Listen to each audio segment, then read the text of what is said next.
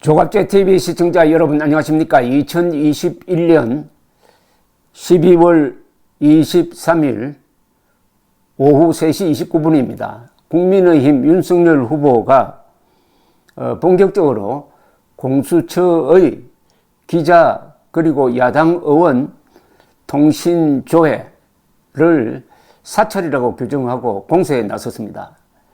빅브라더라는 용어까지 나왔습니다. 빅브라더는 조지 오웰이 1984라는 소설에서 쓴 전체주의 국가의 독재자를 의미합니다. 윤석열 후보는 고위공직자범죄수사처가 야당 의원 7명에 대한 통신자료 조회를 한 것에 대해서 불과 며칠 전 언론 사찰이 논란이 되더니 이제는 정치 사찰까지 했다니 충격이다. 이것은 명백한 야당 탄압이라고 했습니다. 페이스북에서 지금껏 드러난 의원 숫자만 7명인데 얼마나 더 많은 야당 의원과 보좌진, 당직자 등을 사찰했을지 의심스럽다. 공수처가 빅브라더가 지배하는 공포사회를 만들고 있다고 했습니다. 윤 후보는 국회의원에 대한 사찰은 국민에 대한 사찰이다. 이런 식이라면 일반 국민도 사찰하지 말라는 법이 없다. 이 정도면 공수처의 존폐를 검토해야 할 상황이 아닌지 생각하지 않을 수 없다. 정권교체로 민주주의를 위협하는 공수처의 폭주를 막겠다고 했습니다. 공수처는 전날까지 국민의힘 이양수, 조수진, 추경호, 박승민, 박수영, 서일준, 윤한홍 의원 등에 대해 통신자료를 조회한 것으로 드러났습니다. 여기 자꾸 사찰 하는데 이 사찰에 대해서 문재인 대통령이 어떻게 나왔느냐 상기시켜 드린다면은 이분은 김무사가 세월호 유족을 사찰했다라고 선언을 하고 수사를 지시한 적이 있습니다. 그런데 검찰이 수사를 해보니까 김무사가 세월호 유족을 도와주기 위해서 정보 파악은 한 적은 있지만은 사찰, 즉 불법으로 미행을 한다든지 통신 감청을 한다든지 한 사실은 없다는 것이 밝혀졌습니다. 그러나 문재인 대통령이 서둘러서 먼저 수사가 시작되기도 전에 이것은 불법적인 일탈한 사찰이었다라고 사찰이라는 용어를 쓰는 바람에 검찰이 무리하게 수사를 하다가 결국 기무사령관을 지낸 이재수 예비역 중장이 투신 자살한 사건까지 있었습니다.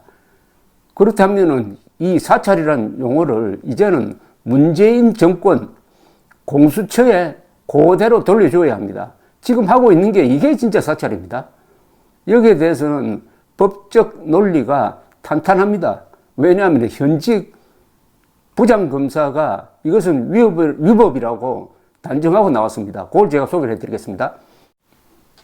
강수산나 인천지검 부장검사는 어제 내부통신망에 글을 올려가지고 위법한 수사로 공수처가 제대로 된 설명을 내어놓아야 할 사안이다 라고 했습니다.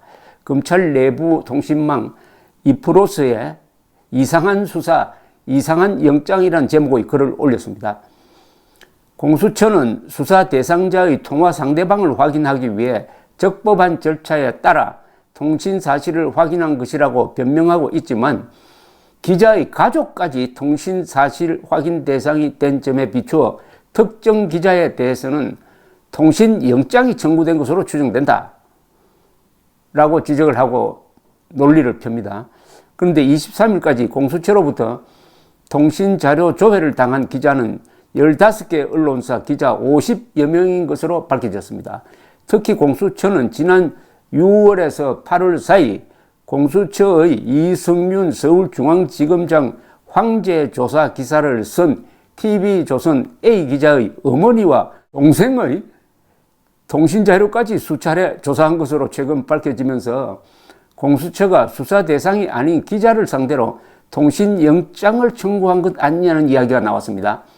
강 부장검사는 통신영장 요청 사유에는 집행 대상이 되는 전화번호 가입자가 수사 중인 범죄와 어떤 관련이 있는지를 간략히 소명해야 한다면서 검사가 범죄 혐의와 무관한 통신영장을 청구할 경우 영장판사가 이를 기각한다고 했습니다. 이어서 언론 보도에 의하면은 공수처는 TV조선의 황제조사 보도에 대해 TV조선 기자들에 대한 통신조회를 고발사주 의혹 수사 과정에서 기자들에 대한 통신조회를 광범위하게 한 것으로 추정된다. 이는 공수처 수사 대상이 아닌 기자들을 상대로 한 수사로 위법한 수사다.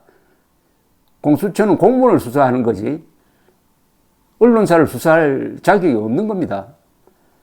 TV조선이 이성윤 황제 조사 보도를 위해 입수한 건물 CCTV는 공무상 기밀이 아니기 때문에 범죄 구성 여건을 갖추지 못하여 이를 빌미로 한 통신조회는 적법하지 않다. 공수처가 수사 권한을 남용하여 위법 수사를 하는 것도 이상하지만은 범죄를 구성하지 않는 사안에 대해 영장이 발부되는 점도 이해하기 어렵다면서 법원도 함께 비판을 했습니다. 강 부장검사는 이어서 법조 출입 기자들은 업무 성격상 법조인들과 통화를 하기 마련이고 기자의 통화 상대방은 비밀을 보장받아야 할 취재원인데 공수처는 누구의 어떤 범죄에 대한 입증을 위해 기자들에 대한 광범위한 통화 내역 조회가 필요했는지 설명할 수 있어야 한다고 했습니다. 한편 이날 조수진 국민의힘 의원은 공수처가 통신조회 통계 건수조차 공개하지 않는다면서 지난 16일 공수처에 보낸 공문을 공개하기도 했습니다. 그런데 기자의 가족, 그리고 야당 국회의원을 상대로 누구와 통화했느냐를 조사한다는 것은 공수처의 설립 목적에 과연 맞느냐, 이게 적법한 거냐, 아니면 불법한 거냐, 이게 불법한 거로 밝혀지면 이건 정권이 무너질 사안입니다. 비판적인 기자, 비판적인 야당 의원을 사찰한다. 그것도 통신 기록을 알아본다. 여기에 문제는 어떻게 법원이 영장을 발부했느냐는 겁니다. 이게 지금 확실하게 앞으로 더 밝혀져야 될 사안입니다. 어떻게 적었기에 영장을 발부하려면 범죄 혐의가 있어야 되는데, 그럼 기자는 무슨 범죄 혐의가 있느냐? 기자 가족은 무슨 혐의가 있느냐? 기자의 어머니와 동생은 무슨 죄를 저지른 혐의가 있느냐? 그걸 영장에 기재했을 텐데 어떻게 판사가 영장까지 발부할 수 있었느냐? 검찰이 공수처를 견제를 해야 됩니다. 그런데 이 법상 공수처는 검찰 위에서 수사를 오히려 지휘할 수 있는 그런 소지가 있습니다. 더구나 이 공수처는 지금 아직 거기까지 나가지 않는데 군 장성까지 또 예비역 장성까지 조사할 수 있는 권한이 있습니다. 그래서 이 공수처는 KGB 역할을 할 것이다. 북한의 국가안전보위부 역할을 할 것이다 라고 우려를 했는데 이게 현실이 되었습니다. 언론, 야당을 사찰한다? 사찰하는 권한을 도대체 누구로부터 부여받았느냐? 공수처는 헌법 그대로 판단하면 이게 불법 유령 수사기관입니다. 헌법재판소가 지금 좌편향된 헌법재판소가 합헌 판결을 내놓았지만은 언젠가는 헌법재판소가 제대로 구성이 된다면은 공수처는 위헌기관으로서 존재 이유를 잃게 될 것입니다. 바로 지금 공수처가 스스로 우리는 KGB라는 것을 스스로 폭로하고 있습니다. 일종의 이건 자폭입니다. 감사합니다.